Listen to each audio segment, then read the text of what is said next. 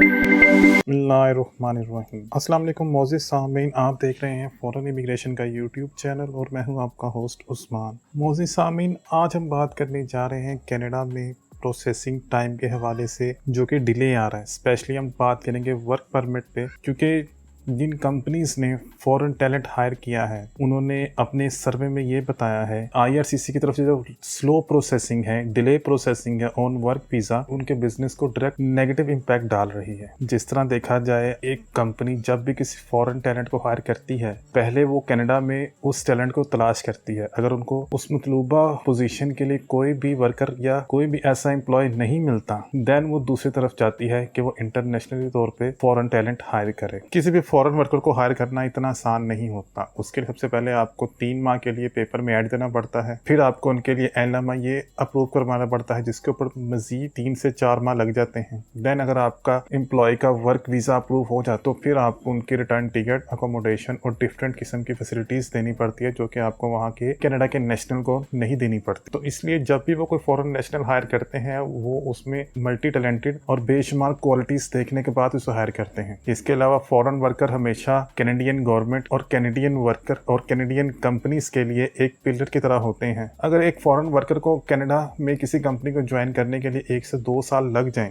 उनका visa process इतना delay हो जाए कि वो 1 से 2 साल तक अपनी कंपनी को ज्वाइन ना कर सके, तो मेरे ख्याल से इसका डायरेक्ट इम्पैक्ट उस कंपनी की ग्रोथ पे होता है, उस कंपनी की प्रोग्रेस पे होता है। अगर देखा जाए तो बहुत सारी कंपनीज जो है वो अपने प्रोजेक्ट शुरू ही नहीं कर पाती जब तक उनको उनके फॉरेन वर्कर ज्वाइन नहीं कर लेते। इसी हवाले से कनाडा में एक कंपनी है sir, Canadian employer relocation council के नाम से जानी जाती है। उसने एक ऐसा सर्वे कंडक्ट किया है जिस सर्वे के मुताबिक तकरीबन कनाडा में 33 ऑर्गेनाइजेशंस को इस सर्वे में उसने ऐड किया है। और इस काउंसिल ने जो सर्वे किया है, इसमें उसने different businesses, different organisations, different academic institute और गवर्नमेंट फंडेड ऑर्गेनाइजेशन को इसमें शामिल किया है। जिसके बाद उन्होंने एक ऐसी रिपोर्ट पेश की है उन कंपनीज, उन बिजनेस डायरेक्ट यही कहा है कि इनके जो डिले प्रोसेस है वर्क परमिट का, उसका डायरेक्टली नेगेटिव इम्पैक्ट हो रहा है उनके बिजनेसेस के ऊपर। इस काउंसिल ने अपनी सर्वे में ये भी बताया है कि जिस तरह से जून 2022 से लेकर जुलाई 2022 तक जो कनाडा का बैकलॉग है वो 2.4 से बढ़कर 2.7 मिलियन तक चला गया। इसी तरह से वर्क परमिट को देखते हुए फॉरेन वर्कर के जो वर्क वीजे थे वो तकरीबन 4,08,733 से बढ़ के 4,93,746 तक बढ़ गए, जो कि तकरीबन 21% ग्रोथ थी एक माह में। अगर देखा जाए ओवरऑल बैकलॉग में तो वो 12% थी, लेकिन खाली वर्क वीजों में 21% ग्रोथ थी। उससे ये लगता है कि वर्क वीजों के ऊपर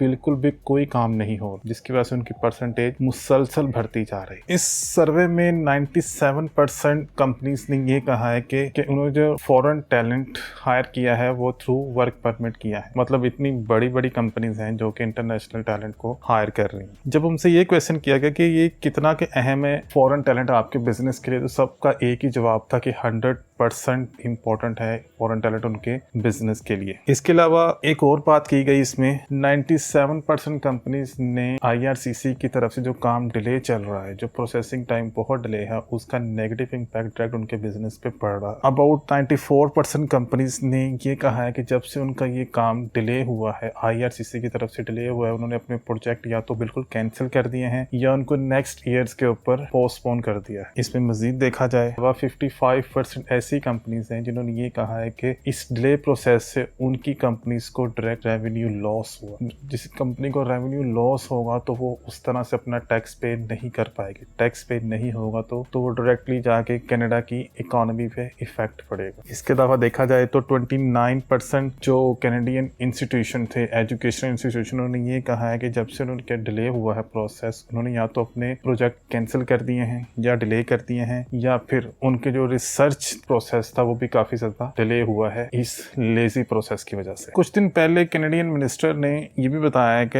हम इसके ऊपर काम कर रहे हैं, हम इसको मजीद काम करके इसको 2 वीक्स पे लेके आ रहे हैं। कैनेडियन मिनिस्टर की तरफ से ये बातें बहुत दफा की गई। उसमें उन्होंने एक दफा फिर कहा है कि हमने 500 एम्प्लॉयज ऐड किए हैं, जिसके बाद इनके एम्प्लॉयज जो है वो तकरीबन 11,500 तक पहुंच चुके हैं। इन्होंने 85 मिलियन इन्वेस्ट किए हैं, टूल को अपडेट किया है, जिसके बाद की आर्टिफिशियल इंटेलिजेंस मजीद बेहतर होगी, जो इनका प्रोसेसिंग टाइम मजीद फास्ट होगा। ये बहुत सारी बातें हर दफ़ा की गई, लेकिन इनमें से किसी एक बात का भी कोई भी रिजल्ट सामने नहीं आया। सिर्फ और सिर्फ एक्सप्रेस एंट्री के ड्रॉज जो है वो टाइमली कंडक्ट हो रहे हैं। स्टूडेंट्स के जो वीज़ा हैं उनके ऊपर रिजल्ट आ रहे हैं, चाहे वो अच्छे ना हो लेकिन रिजल्ट दे रहे हैं। अगर देखा जाए तो स्पोर्ट्स वीज़ा के ऊपर भी काम हो रहा है, लेकिन जिसकी वजह से कैनेडियन गवर्नमेंट मेरे ख्याल से एक अच्छा खासा नुकसान कर रही है, वो है फॉरेन टैलेंट जो कि हायर हो चुका है, लेकिन उनको वहां पहुंचने के लिए जो इमिग्रेशन का एक प्रोसेस है वो कंप्लीट नहीं हो रही, जिसकी सिर्फ और सिर्फ कैनेडियन IRCC की तरफ से डिले है। अगर वो इस पर थोड़ा प्रोसेस फास्ट करे तो मेरे ख्याल से इससे कंपनीज को भी फायदा होगा, फॉरेन टैलेंट को भी फायदा होगा, और सबसे बड़ा फायदा होगा कैनेडियन गवर्नमेंट को, क्योंकि वो फॉरेन टैलेंट से भी टैक्स लेंगे और कंपनीज से भी टैक्स लेंगे। लोगों ने अपना फ्यूचर जो है ऑस्ट्रेलिया और USA में देखना शुरू कर दिया है। बहुत सारे लोगों ने जो एप्लीकेशन है उनको विड्रॉ करवा लिया है, लेकिन फिर भी अभी तक आपके सामने बैकलॉग जो है वो मजीद कम होने की बजाय बढ़ता जा रहा है। कनाडा को अपनी इकॉनमी बेहतर करने के लिए वर्क वीज़ों पे काम लाजमी करना चाहिए, और इसमें एक और सजेशन भी आई है कि अगर आप अपनी मजीद जो एप्लीकेशन है उनको लेना बंद कर दें, जो आपके पास करंटली एक बैकलॉग उसको क्लियर करें 1-2 महीने में, देन आप इसको प्रोसेस को नॉर्मल आने तक अपनी मजीद एप्लीकेशन ना लें, तो इससे भी आपका अच्छा खासा फर्क पड़ सकता है प्रोसेसिंग टाइम पे। इस सर्वे के बाद कैनेडियन गवर्नमेंट इसके ऊपर कोई एक्शन ले और इन डिलेज और इन लेजी प्रोसेस को थोड़ा फास्ट करे। अपनी दुआ में याद रखिएगा। अल्लाह हाफिज।